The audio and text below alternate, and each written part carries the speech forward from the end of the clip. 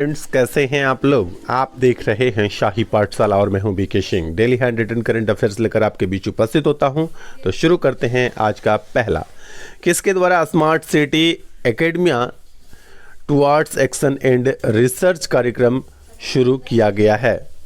तो ये जो स्मार्ट सिटी और academia towards action and research कार्यक्रम शुरू किया गया है, ये स्मार्ट शहर अभियान के तहत शुरू किया गया है।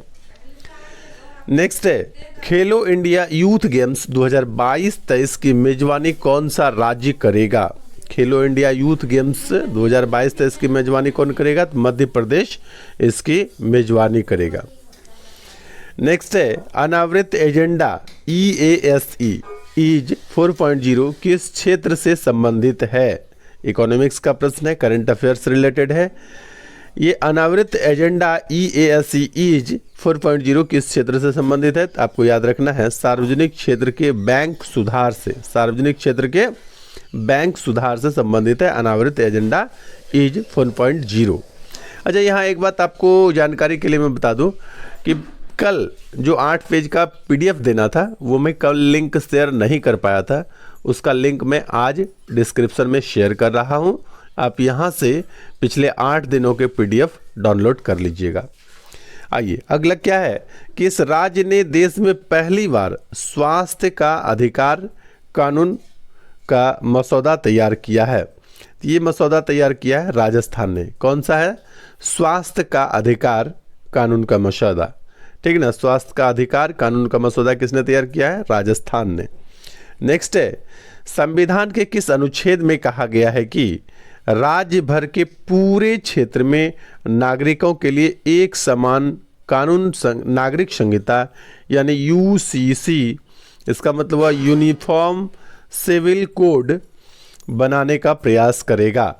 ये कह रहा है कि किस अनुच्छेद में कहा गया है, तो ये अनुच्छेद 44 में कहा गया है। ये DPSP में है, नीति निर्देशक तत्व यानी भाग 4 में अनुच्छेद 44। वहाँ पर कहा गया है कि राज्य भर के पूरे क्षेत्र में नागरिकों के लिए एक समान नागरिक संहिता बनाने का प्रयास करेगा। ये हो गया आपका अनुच्छेद 44। ये बहुत इंपॉर्टेंट प्रश्न है क्योंकि समान नागरिक संहिता जो है, यूनिफॉर्म सिविल कोड, इसकी चर्चा बार बार हो रही है। मैं आपको जानकारी के लिए और बता दूं कि दूसरी बार जब 2019 में चुनाव था तो चुनाव अभियान में 3 मुद्दे थे प्रचार के लिए वर्तमान प्रधानमंत्री के लिए। एक था अनुच्छेद 370, दूसरा था राम मंदिर विवाद और तीसरा यूनिफॉर्म सिविल कोड। 2 पर काम पूरा हो चुका है, आप लोग जानते हैं। तीसरा है यूनिफॉर्म सिविल कोड, जिस पर बार बार चर्चाएं हो रही है, इसलिए ये अनुच्छेद आप इसको याद रखेंगे। नेक्स्ट है, डोनबास क्षेत्र जो अक्सर चर्चा में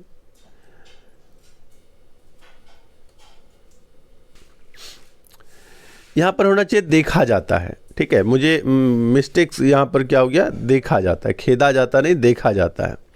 डोनबास क्षेत्र जो अक्सर चर्चा में देखा जाता है किस क्षेत्र में स्थित है, तो डोनबास जो है यूक्रेन क्षेत्र में पड़ता है। यूक्रेन जो है अक्सर विवादित क्षेत्र रहा है, जिसमें रूस और अमेरिका के बीच यूक्रेन को लेकर के काफ़ी विवाद रहता है। तो यूक्रेन का दक्षिण पूर्वी क्षेत्र में एक बहुत ही ऐतिहासिक, सांस्कृतिक और आर्थिक क्षेत्र है डोनबास, जिस क्षेत्र को लेकर के ये विषय काफ़ी चर्चा में रहता है। तो याद रखिएगा, डोनबास क्षेत्र जो है अक्सर चर्चा में रहता है, या किस क्षेत्र में, किस देश में स्थित है, यूक्रेन में है। नेक्स्ट है, किस राज्य में देश का पहला शिल्प कला म्यूजियम स्थापित होना है या बनेगा। ये अपना राज्य बिहार में जो है देश का पहला शिल्प कला म्यूजियम बनाया जाएगा। नेक्स्ट है, केंद्र सरकार की उड़ान योजना, कौन सी योजना, उड़ान योजना के अंतर्गत बिहार के किस स्थान पर हेलीपोर्ट बनाया जाएगा। हेलीपोर्ट जो है ये कहाँ पर बनाया जाएगा, बोधगया में। ये किस योजना के तहत बनाया जाएगा, उड़ान योजना के तहत। हेलीपोर्ट का निर्माण कहाँ पर किया जाएगा, बोधगया में किया जाएगा। नेक्स्ट है आपका केंद्र सरकार की उड़ान योजना, ये हम लोग देख चुके हैं। चलिए नेक्स्ट है, गुजरात के केवड़िया रेलवे स्टेशन का नाम बदलकर नया क्या कर दिया गया है। यानी केवड़िया रेलवे स्टेशन का नाम बदलकर एकता नगर रेलवे स्टेशन कर दिया गया है। गुजरात का है केवड़िया रेलवे स्टेशन, उसका नाम अब क्या हो गया है, Ekta Nagar railway station. Next है, जनवरी 2022 में किसे कृषि लागत एवं मूल्य आयोग, जिसको बोलते हैं CACP, क्या हुआ, जनवरी 2022 में किसे कृषि लागत एवं मूल्य आयोग का अध्यक्ष नियुक्त किया गया है? तो ये नियुक्त किए गए हैं विजय पॉल शर्मा को। ये जो CACP है ये क्या करता है, MSP का निर्धारण करता है। यानी MSP का फुल फॉर्म क्या होता है, इसको बोलते हैं न्यूनतम समर्थन मूल्य। MSP का फुल फॉर्म होता है न्यूनतम समर्थन मूल्य, हिंदी मीनिंग इसको कह सकते हैं, हिंदी मीनिंग इसका होता है, ठीक है। तो ये CACP ही जारी करता है। तो इसके नए अध्यक्ष कौन चुने गए हैं, तो विजय पॉल शर्मा। अगला, ये चूंकि आप जानते होंगे लेकिन इंपॉर्टेंट है इसलिए मैंने यहाँ पर आज लिया है, शांति का नोबेल पुरस्कार किसे प्रदान किया गया है? तो मारिया रेसा और दिमित्री मुरातोव को जो है शांति का नोबेल पुरस्कार 2021 में प्रदान किया गया है। और आज का अंतिम प्रश्न है, डेजर्ट नाइट युद्धाभ्यास जो है किन दो देशों के बीच संपन्न हुआ है या आयोजित हुआ है? डेजर्ट नाइट युद्ध अभ्यास जो है वह भारत और फ्रांस के बीच होता है।